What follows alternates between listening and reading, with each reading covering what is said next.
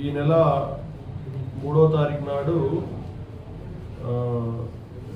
సత్యవారి గ్రామానికి చెందిన Thippamma complaint Makthal police స్టేషన్లో కంప్లైంట్ చేశారు. తన కూతుర్ని అల్లుడు చంపాడని చెప్పేసి కంప్లైంట్ చేశారు. ఆ కంప్లైంట్ మీద మేము దర్యాప్తు చేస్తున్న క్రమంలో చేసినప్పుడు దాంట్లో మాకు తెలిసిన విషయాలు ఏంటంటే, ఈ కూతురుకు అమ్మాయి వినోద 28 ఇయర్స్ ఉంటాయి. ఈమెకు ఒక 10 సంవత్సరాల క్రితం హైదరాబాద్లో కర్నూలు వాసి అయిన హైదరాబాద్ నివసిస్తున్న కృష్ణారెడ్డికి 10 సంవత్సరాల క్రితం వివాహం అయింది. వారికి ఒక 8 సంవత్సరాల బాబున్నాడు. తర్వాత ఇతను ఒక కొంతకాలం హైదరాబాద్లో కలిసి ఉన్నారు. వీళ్ళకు 6 నెలల పాటు 7 నెలల పాటు కలిసి ఉన్నారు. భర్త భార్య కలిసి ఉన్న తర్వాత అతడు కృష్ణారెడ్డి భార్యని వేధించడం మొదలుపెట్టాడు. బాగా విపరీతంగా అనుమానం పెంచుకొని కొట్టడం, అతను ఫోన్లు వస్తున్నాయని చెప్పేసి అని వేరే మీద అనుమానపడి ఆ విపరీతంగా టార్చర్ చేయడం వల్ల ఆమెని తన తల్లిదండ్రులు తీసుకొని వచ్చేసి సత్యవారి గ్రామంలోనే పెట్టుకోవడం జరిగింది. ఒక 5 సంవత్సరాల క్రితం 5 సంవత్సరాల నుంచి కూడా ఆమె ఇక్కడే తన తల్లిదండ్రులతో పాటు ఉంటూ సత్యవారి గ్రామంలో కూలి పని చేస్తూ తన బావను చూసుకుంటూ ఉంటున్నారు అనమాట. ఇదే క్రమంలో అతడు భర్త అప్పుడప్పుడు వచ్చిపోయేవాడు హైదరాబాద్ నుంచి.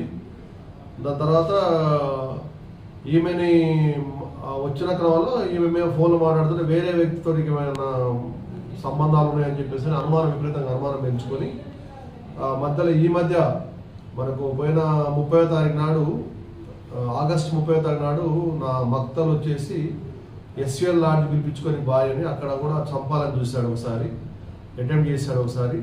దాని తర్వాత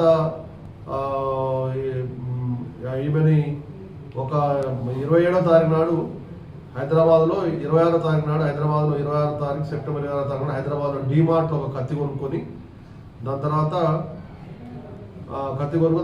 ఇక్కడ 27వ తారీఖు నాడు ఇక్కడికి వచ్చాడు. వచ్చిన తర్వాత వాళ్ళ కులదేవానికి పోదామని చెప్పేసి అని పోతున్న దత్తాత్రేయ స్వామి టెంపుల్కి అట్లా పోతున్న క్రమంలో కూడా ఒకసారి కావాలనే ఆ స్కూటీ పడేస్తూ వాళ్ళకి దెబ్బలు కూడా తగిలినాయి.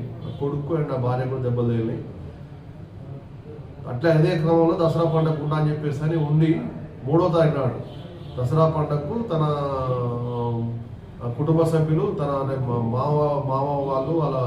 మామ వాళ్ళు తర్వాత భార్య, పిల్లలు, తన సండకులు, మిగతా వాళ్ళందరినీ కూడా మనం పొలం కాడికి పోదాం అని చెప్పేసి పొలం కాడి దగ్గర అందరం భోజనం చేయడం జరిగింది. భోజనం చేసిన తర్వాత వాళ్ళని ముందే పంపించాడు ప్లాన్ ప్రకారంగా.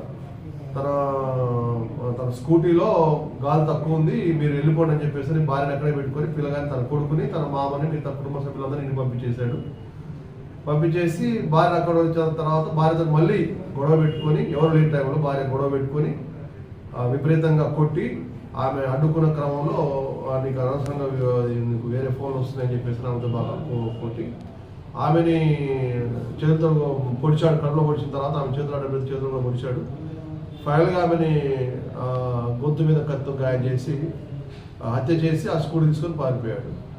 ఈరోజు ఒక నమ్మదగిన అప్పటి నుంచి మనం ఎఫర్ట్ చేస్తున్నప్పుడు ఈరోజు మనకు ఇన్ఫర్మేషన్ వస్తే అతను కర్నూలు పోతుండు స్కూటీ మీద అని చెప్పారంటే అతన్ని మనం భూత్పూర్ ఎక్స్ రోడ్లో ఈరోజు పట్టుకోవడం జరిగింది.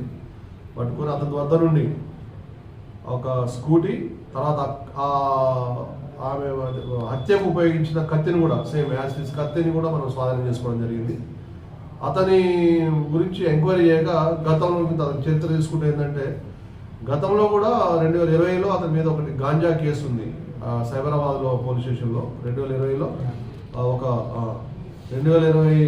మన కేజీన్నర గాంజా అట్లా ఈయన పొజిషన్లో దొరికితే ఆ కేసులో జైలు పోయి వచ్చాడు.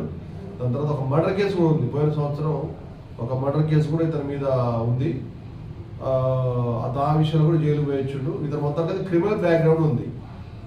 హవారాగా తిరుగుతారు అనమాట, ఏమి ఎక్కువ పని చేయడు. ఆ క్రిమినల్ బ్యాక్గ్రౌండ్ తర్వాత తన భార్యని అనుమానం పెంచుకొని చంపేశాడు. ఇటు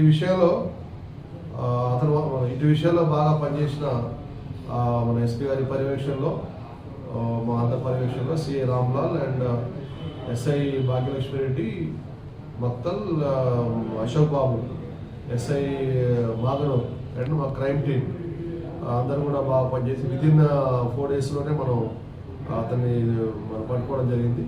అతన్ని మనం ఇదంతా చేసి రిమాండ్ తరలించడం జరుగుతుంది.